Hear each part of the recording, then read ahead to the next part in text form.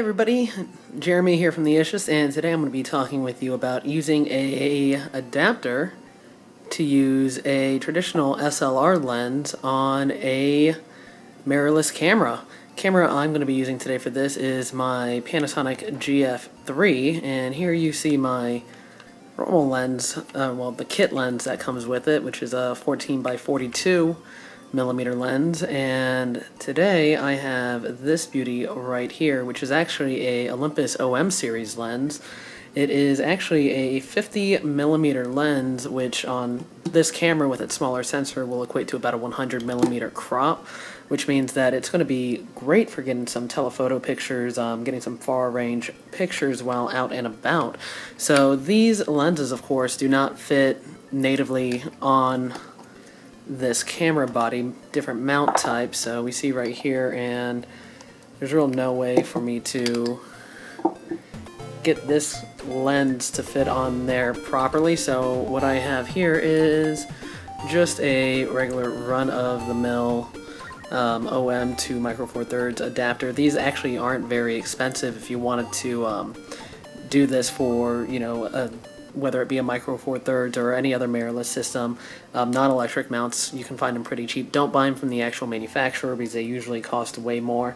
I got this one delivered for $15. I know that Olympus makes one specifically for micro four thirds, and that actually cost way more money. I think that they were charging or asking for about $100 for that mount, which is completely ridiculous considering that, you know, you see right here there's no electrical contacts or anything like that. You can actually see the contacts for the normal lens or for a actual body lens down here. There's no connection to that, so you know, don't need to buy an electrical mount.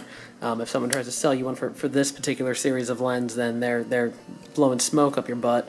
But with that, you can just snap this lens right onto this body, and voila, we now have a old OM series lens mounted to it. So as I was mentioning, whenever you use a traditional SLR or a non-series lens for a mirrorless camera, specifically the micro four thirds, it is going to change the crop factor on it.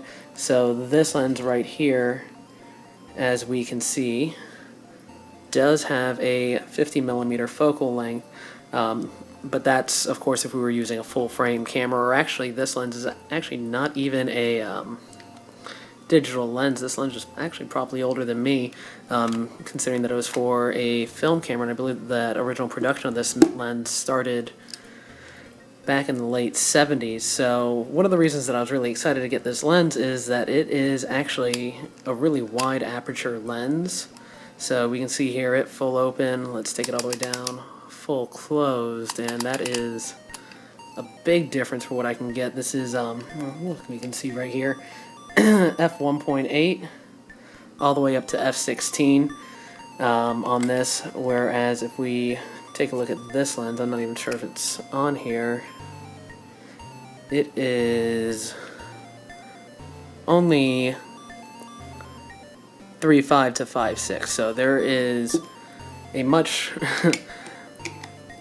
wider array of apertures that can be used on this lens than can be used on the kit lens that comes with this camera.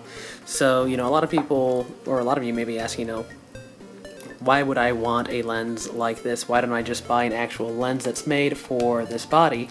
Well, the reason being is that this is cheap. This is really cheap.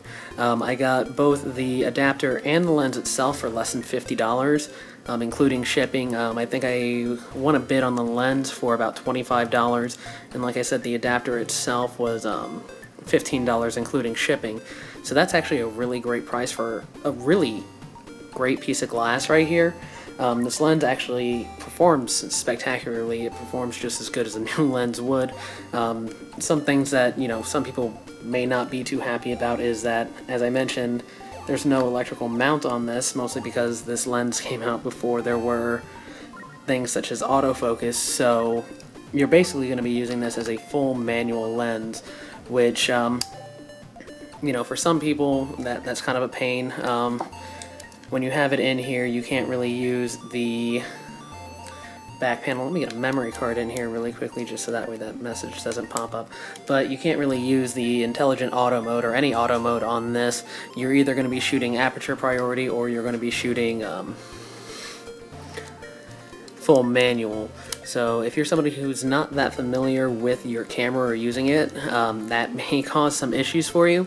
But in all honesty, you know, if you have any any hands-on time with your camera, it shouldn't be a problem. And you know, I'm using a micro four thirds camera here, but you know, they make mounts for this series of lenses, not to mention other lens series, for almost every other mirrorless camera system out there, and definitely for the big ones. I know that they also make a adapter for the OM lenses for the Sony NEX, so if you're a Sony shooter, you'll have an option to do this as well. But here, let's go ahead and take a look. Like I was saying, let's go ahead and go into the auto.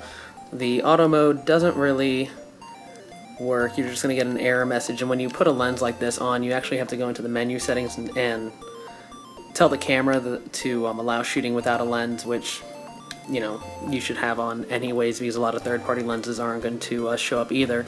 So you have to shoot in either aperture priority, which I'm in right now, or full manual.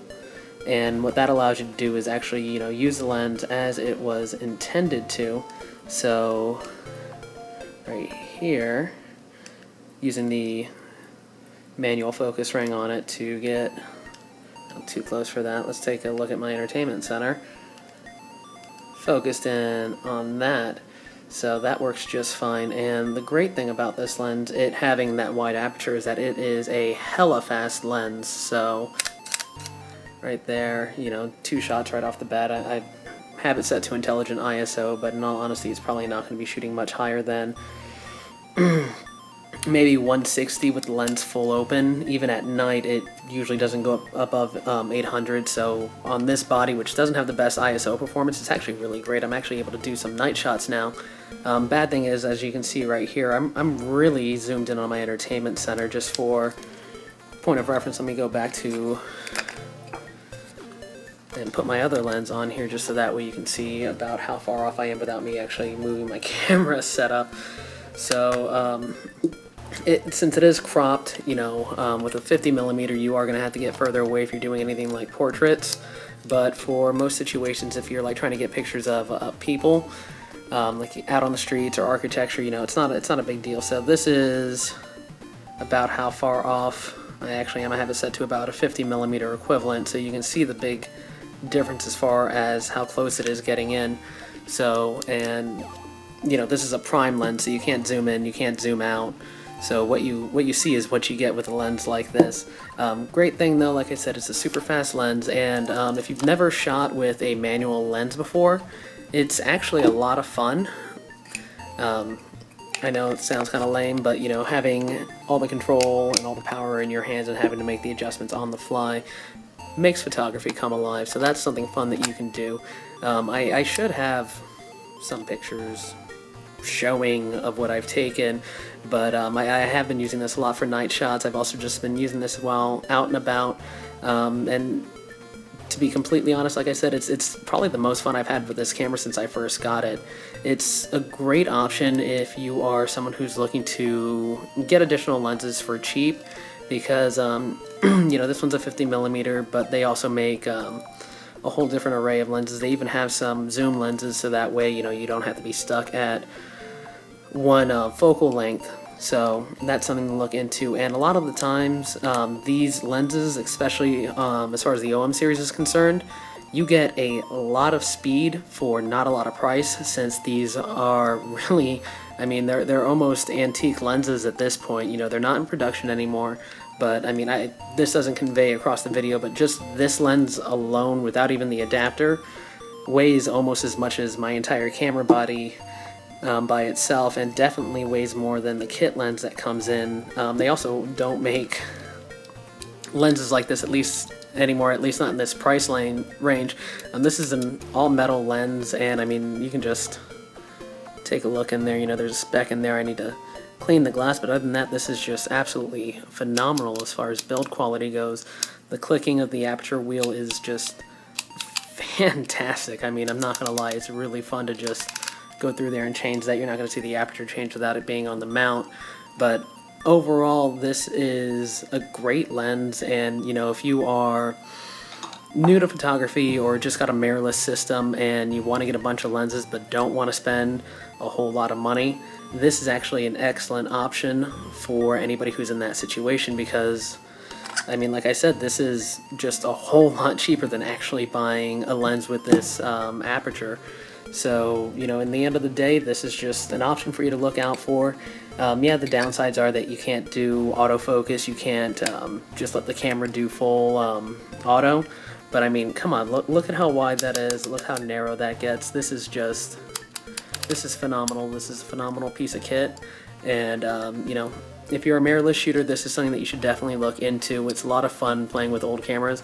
And besides that, you know, once you get a bunch of these old lenses, go ahead and, you know, buy an old film camera. Why the hell not? They're cheap. You can get a good quality old SLR for usually less than $100. And yeah, film's dead, but you know, it's still fun to go back to your roots every now and then. So this is Jeremy from the Ishist, just doing a quick review, or not even a quick review, but just a quick look on using non-standard lenses on a mirrorless body. Have a great day.